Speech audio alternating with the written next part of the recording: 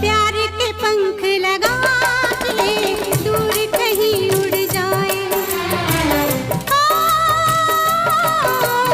प्यार के पंख लगा के दूर कहीं उड़ जाए। जहाँ हवाएं गम की हम तक पहुँच न पाए।